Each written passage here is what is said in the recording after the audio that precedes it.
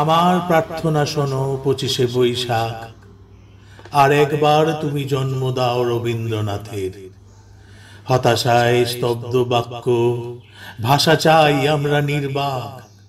পাঠাবো মৈত্রীর বাণী সারা পৃথিবীকে জানি ফের। রবীন্দ্রনাথের কণ্ঠে আমাদের ভাষা যাবে শোনা, ভেঙে যাবে রুদ্ধশ্বাস নিরুদ্যম সুদীর্ঘ মৌনতা। আমাদের দুঃখ সুখে ব্যক্ত হবে প্রত্যেক রচনা, প্রিয়রের প্রতিবাদে উচ্চারিত হবে সব কথা। আমি দিব্যচক্ষে দেখি অনাগত সে রবীন্দ্রনাথ, দস্যুতায় দৃপ্ত কণ্ঠ বিগত দিনের, ধৈর্যের বাঁধন যার ভাঙে দুঃশাসনের আঘাত।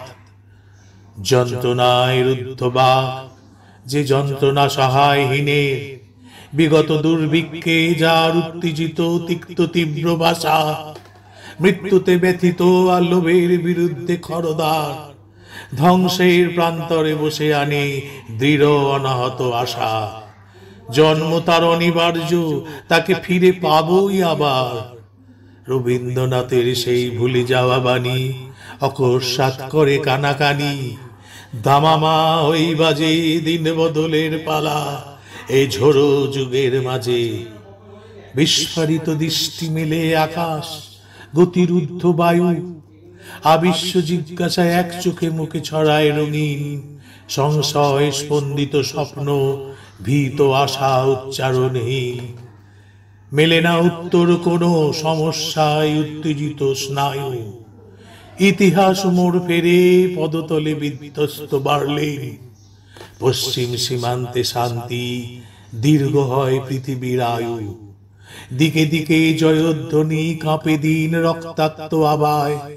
রাম রাবণের যুদ্ধে বিক্ষত এ ভারত জটায়ু। মৃতপ্রায় যুদ্ধাহত পীড়নে দুর্ভিক্ষে মৌন মুখ। পূর্বাঞ্চল দীপ্ত করে বিশ্বজন সমৃদ্ধ সভায়।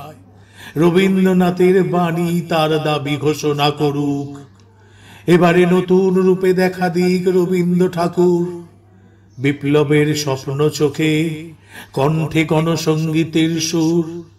জনতার পাশে পাশে উজ্জ্বল পতাকা নিয়ে হাতে, চলুক নিন্দাকে ঠেলে গ্লানি মুছে আঘাতে আঘাতে। যদিও সে অনাগত, তবু যেন শুনি তার ডাক।